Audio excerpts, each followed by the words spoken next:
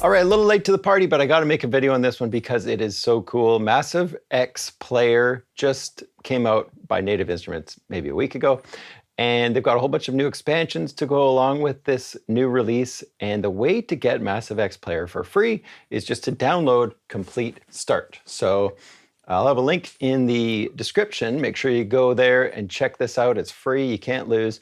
And what you get is a version of Massivex that doesn't allow you to dig in and edit the patch, but does allow you to play patches from Massivex. Massivex has been around for a long time, and I love the synth. I've got a really good video on going through the details of Massivex, so if you end up getting it for the first time, make sure you watch that video. I'll put a link to that in the description as well. And I know when it first came out, it wasn't received very well. I actually just loved the synth. There's so much to it, and you can really dig in and do some really creative things with the patches. But with this new version, you get some really cool features that the free users will actually get access to as well. So we're going to look at those today and play around with some of the patches in these new expansions that just came out. So let's get right into it. I'm going to show it to you in Cubase because there's some cool stuff we can do with the modulators in Cubase that were in the latest version of Cubase. So the main thing that's so exciting about this new version is that you get this play page on Massivex. And if you're using the free version, you won't be able to go in and edit the patch like this right here, but you will be able to access this play thing, which gives you this new Morpher and an Animator. And to me, that's what's making this thing so powerful and so easy to use. So when I first checked this out, I was like, oh boy, this looks very similar to a virtual instrument that I love, made by some indie virtual instrument developers called Cube by Lunacy Audio. And I've got a bunch of videos on Cube. And if you like this idea, you definitely need to check out Cube. But what I will say is, this isn't like Cube at all. It's just using a similar interface, I guess, for this Morpher. But the thing you can do with Cube is instead of having just 4 corners, you have 8. So it's kind of 3-dimensional. That's why they call it Cube.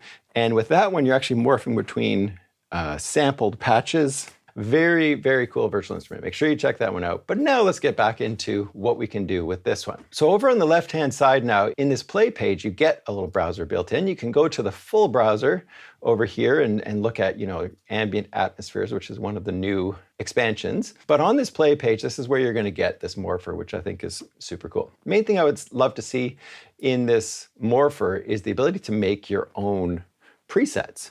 Because right now, the way it works is you've only got the choice of these shapes right over here. And as far as I can tell, if you turn the Animator on and choose this line, it goes right in the middle, and I can't move that line over to the left or right, or I can't move it to just across the x-axis, which I find kind of strange. So I think those features are coming because I watched the Native Instruments video on this virtual instrument, and one of the makers of it said there are features coming that aren't in this version. So what does it do? Well, let's try a couple of these patches and just see what they sound like.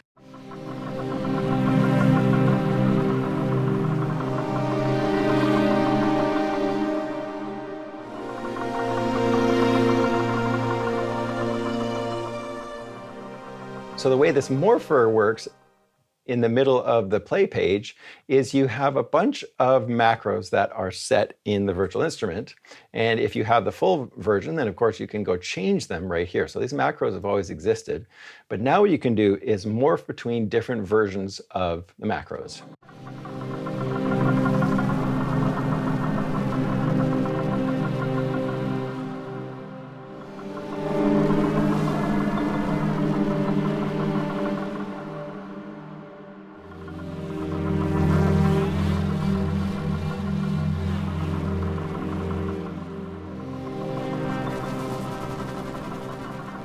Very, very cool. And if I have a complete control keyboard, which I do, right? So I can play between those different parameters. If you have a trackpad, you could also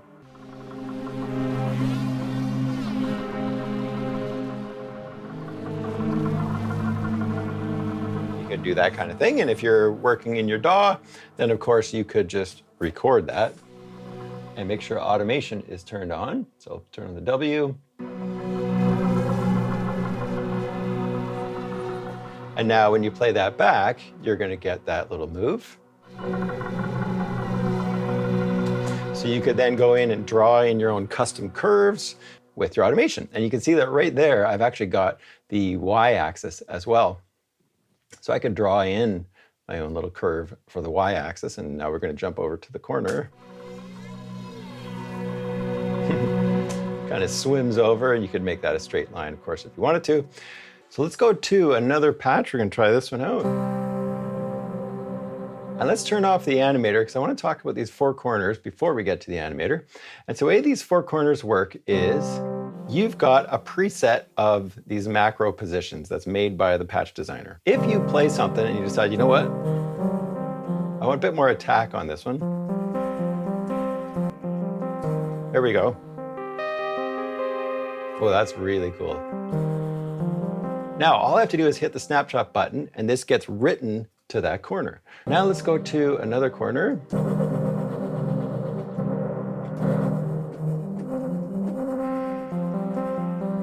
Now let's say in this corner I want the attack to be fast as well. Just crank it down. Or I could turn off the attack entirely for all of these corners. What that means now is it just stays wherever I set it.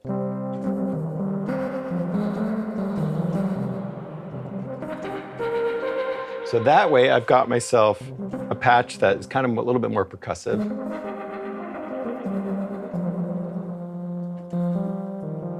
As it's going through the different corners. And then another thing, of course, you can do is go to another corner. And let's say you really like that one, but you just want a variation on it, so you want to keep it. Now I can click on this corner, and these settings are going to get written up to this corner. So now I've got the same settings here as I do down here. Make an adjustment to that and have a different version of this one. So I think a lot of people, what you might end up doing is take this as a starting point. So maybe you start with a patch like this, you write it to this corner, you write it to this corner, and you write it to this corner. Now every corner is the same. You can see as I'm moving through, nothing's changing. But what that means now is I can use this as my starting point, this to have a change.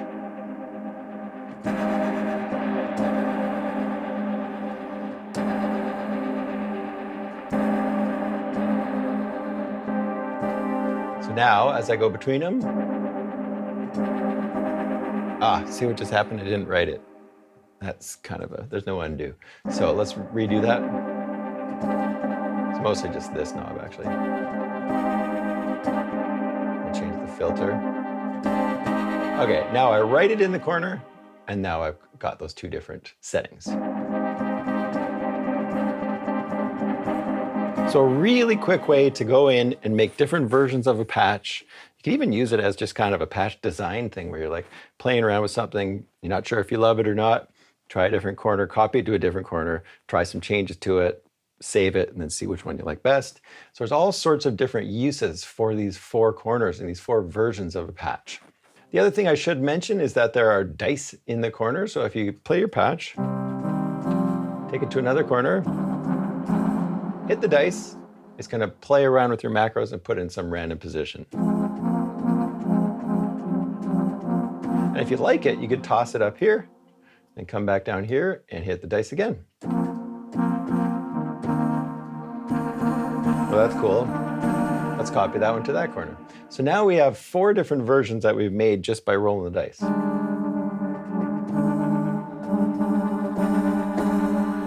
So last thing to talk about here is the animator, and the animator is just a way for it to cycle around, and they've got some different shapes here. You can't customize them. So we'll go with triangle here, and we turn the animator on, and it's slowly changing the knobs to hit the position at the corner that it's headed to. And you can change the speed. We're going to do the corners.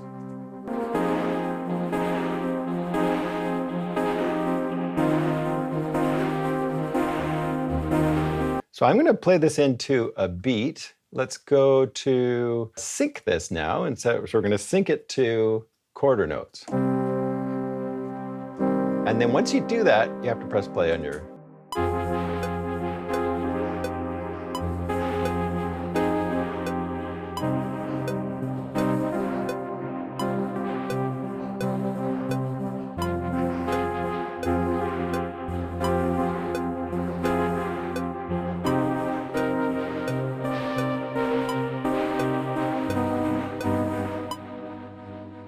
Okay, that's kind of fun.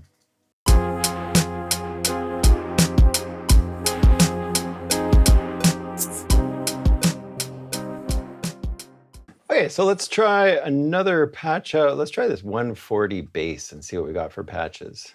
So do you know what? I'm going to go back to the browser in complete control because then we'll get previews. So let's go to 140 bass, this new one.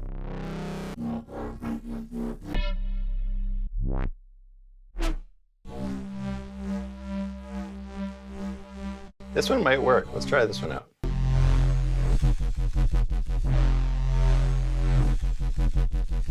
So we're definitely getting some wub-wub territory there. Let's say we want to go back and forth between this wub-wub thing. I'm going to click on this corner, which has our wub-wub, and I'm going to tap this snapshot so that it gets copied up here. It's kind of a weird way to do it, but it makes perfect sense once you know what to do with it. I was clicking around with this, and it wasn't until I watched the video that I figured out how to actually do that. But now we're going to try in Cubase. We're going to go to this lower zone, and we're going to go to their new modulators. We're going to make an LFO, and we're going to make it a square wave, so it jumps from one position to the other. We want the shape to be a full square, which I think is right in the middle. And now what we need to do is assign this LFO to something. We're going to assign it to the x-axis. And you see, as soon as I touched it, it pops up that it's registering as the x-axis. You could click there and choose the y-axis from right there, or you could choose any of the macros. They're even named, which is... But you hear it's not really doing too much yet, and that's because I need to crank up the modulation depth.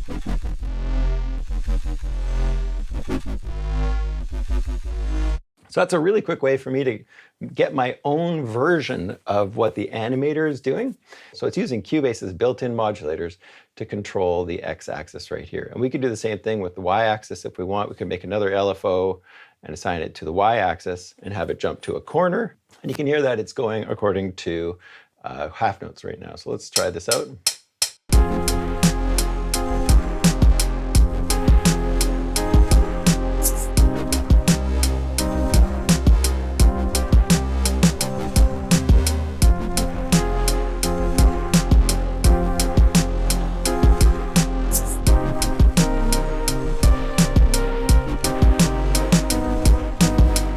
Okay, that's pretty cool.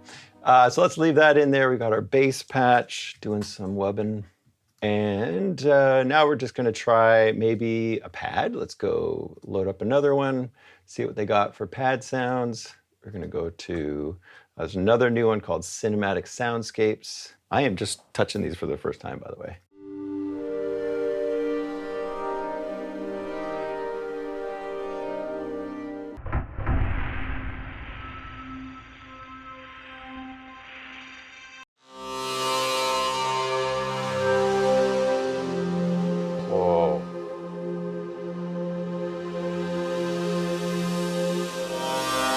Wow.